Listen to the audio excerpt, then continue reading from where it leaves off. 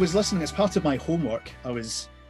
I'd already listened to the solo from Guardian because a lot of people link to it on YouTube as one of the best solos of all time, and I have to agree because, I mean, the guitar tone, you know, you've all your, as you call them, tropes, but you know, you can call them what you like. You know, you being your best you is all there, but in the context of those notes, there's such that sense of, I associate Solstice with a sense of joy, not just from this album, but from watching, you know, all the old stuff and all the pictures that are coming out on the Facebook page. There's just so much joy going on, and the solo from Guardian is joyous, but it's such, it's full of, it's that way. If you've had a really long, hard day, and you've earned this pint, and you order the pint, but you leave it for 2 or 3 minutes to savor the anticipation because it's going to be so much better. You know, you could have it now, but it's going to be better in 90 seconds time. And I think you did that with the solo in Guardian, that sense of wait for it, just here's a couple of ideas, and then the construction of the song is similar to New Day in the sense that it opens and there's a musical exposure, but then there's this big, bright, sunshiny, joyous solo at the end. So the shape of the song is the same, but the more I think about it, even though they're, you know, years and years apart, and the subject matter is slightly different, of course, but to me, it's the same. It could be the same song in sense of feeling. I don't know if you have any take on that at all. Well, in terms of solos, I'm completely unschooled as a musician. That's the first thing. So going back again to the early days of Solstice when this was written, I remember being in awe, not intimidated by, but in awe of the guitarists that we were working with at the time. You know, people like Keith Young from Liaison, for example, or Nigel Spenowin from Pride of Passion. These incredible players. And, you know, I never had that technique. I'm not a technical player. I can't do that. So a solo has to be, for me, has to be a kind of direct emotional response to what I'm playing over.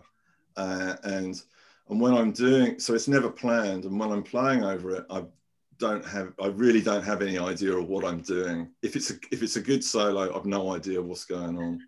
I'm just responding to it. Yeah. Which makes it kind of difficult afterwards, because then I have to work out what I did so I can do it again. But yes, and it's the same on Sheer. So there are 3 solos, I suppose. There's one in Shout, there's one in Seven Dreams, and there's one in A New Day. And all those are just me, let's try a solo over this, and just playing whatever. And if I don't get something in the first couple of takes, forget it, you know, because as soon as I start thinking about it, it's over. You know, I can't design or technically assemble a solo that's going to have any kind of meaning at all to it. So it's the same with those. I mean, they were Seven Dreams is just the first take blow. Same as Shout, you know.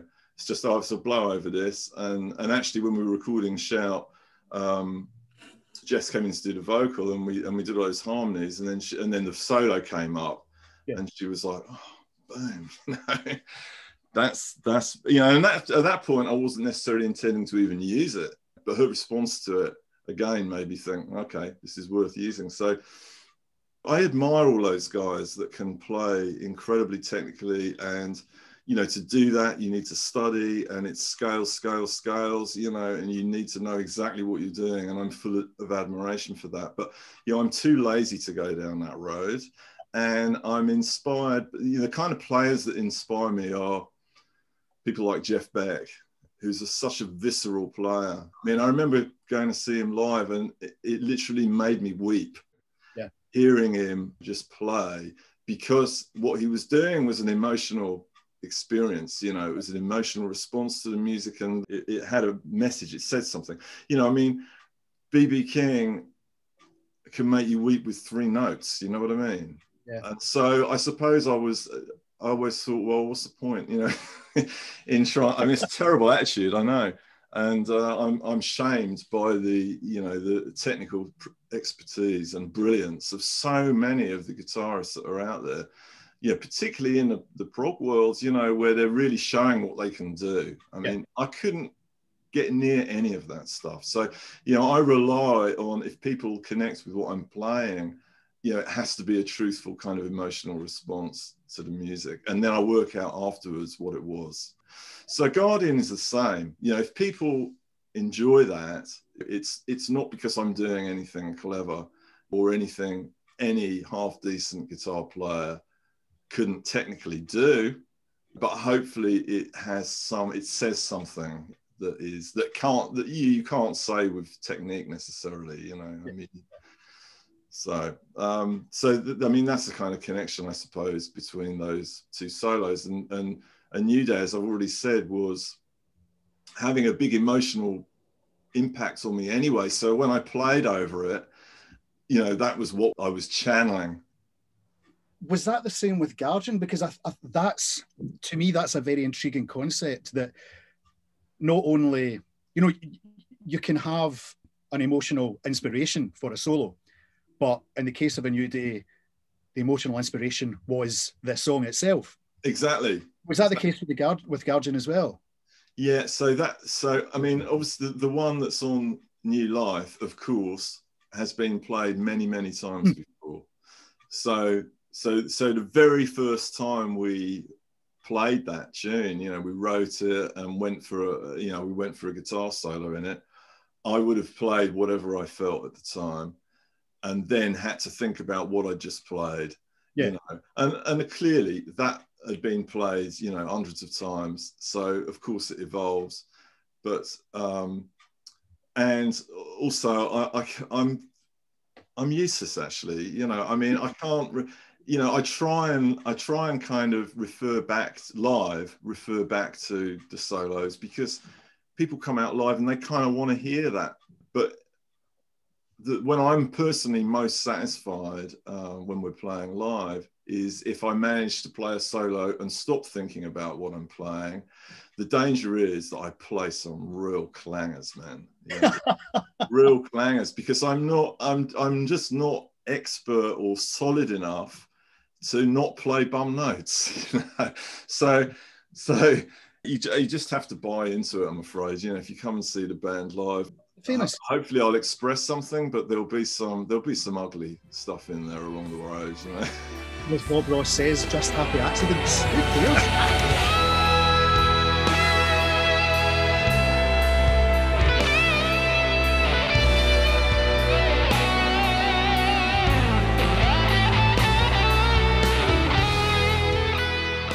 I always thought that about live albums, when you had overdubs in a live album. Fair enough, overdubs if something dropped out or something, but a live album is very much a record of a moment that several thousand other people were there to experience.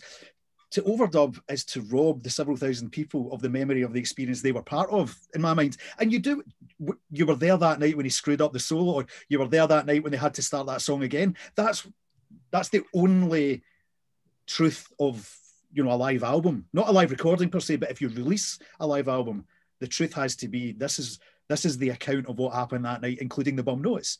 Yeah, it adds value, doesn't it? Yeah, I've experienced a few of those moments, that's for sure.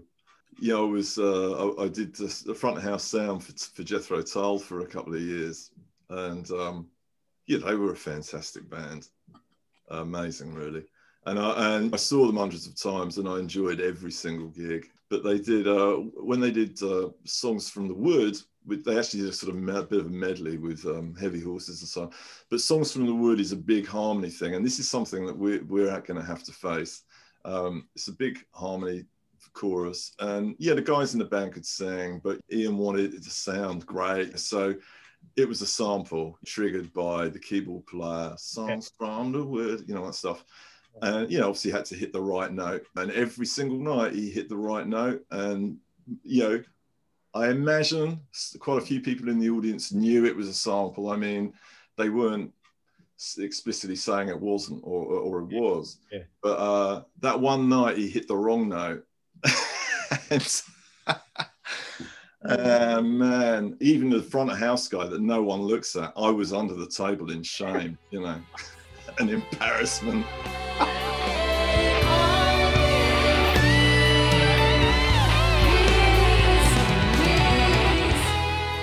Me and Jess are just working on this very issue because, you know, with the lineup we have, we simply can't cover all these beautiful harmonies that are such a characteristic of the album, the beautiful harmonies that Jess has put together.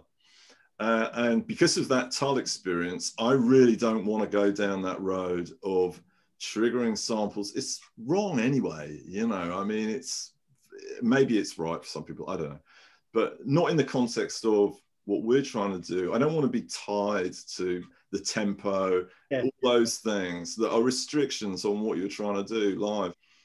So the only way we can do it is take singers out with us live. So we have three singers that come out with us, but of course we've realized now that we've got to give them the information they need, you know, so when they come into rehearsals, they know their stuff.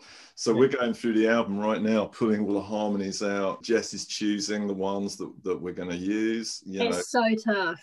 Yesterday I was going through Long Gone, and there's a 6-part harmony in one of them, not including the main vocals, and I was like, see you later. Not using you. And then, you know, kind of mixing them. But it's nice as well because I'd messaged Andy saying this is what I was going to do for this part, and he went, oh, but I really like that bit. Okay, cool, so I'll swap that, move that, but yeah, I got the challenge of transcribing that. That'd be quite fun. Nice little challenge for me. But the rewards of delivering that live are just going to be so... Oh, it's going to be, I like the middle bit of Shout, yeah, that's going to be, I'm so excited for that.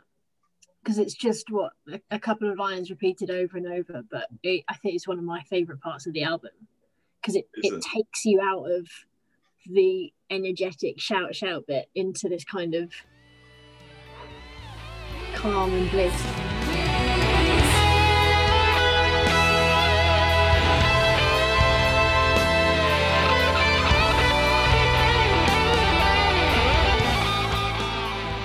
What other high points do you have on the album? So many. Every time I put 7 Dreams on, I feel like I'm like driving into a sunset. I don't know what it is about it because it was so horrible to sing. Oh, you're talking about Stand Up? Yeah. No, it's Stand Up. What was horrible about it? One note. I was singing it not convincing enough, but all it took was Andy saying you need to sing it more convincingly, and then it was fine. Who'd have thought? That's pretty cool. I was really, really struggling with where I was placing my voice and how I felt about that particular part. And after that, no worries. It's fine. It's a track that everyone found very difficult, actually, including me. Stand Up. It took a long time to sort of write and to let it go, you know. You were quite unconvinced by it, weren't you? You were like, I'm not sure about this, shall we? And I was like, yes. It's such a groove. And the gang vocals underneath that are harmonizing together, it just needed to be in the album because it takes you out of, I think it comes after Long Gone and Love Is Coming, you know, and you kind of almost got comfortable with these nice harmonies and everything. It's like, right, back again, by the way, hello. Yeah, it didn't really feel like, you know, I wasn't sure it was, you know, it fitted into what we were doing as a band, you know, but actually a lot of people now say it's the most sort of typically Solstice track on there. It has the guitar violin dual thing going on, and I love the way it's turned out, and I'm really glad that you encouraged me to continue with it, you know, because I really was struggling with that for a long time and did, as Jess says, nearly sort of drop it really. And the harmonies as well, just before it goes into the chorus, because the vocals you'd sent me, I was like, what is this? Yeah, well, again, you know, it's a mess. Yeah, that's because I'm trying to sort of sing. I'm not a singer, and I'm trying to kind of imitate Jess's register when I'm suggesting ideas. And again, I don't really know what I'm doing technically or musically. So Jess is like, what the hell have you done here, man? You know, what is this? But that's, but then she sorts it out, turns it into something beautiful.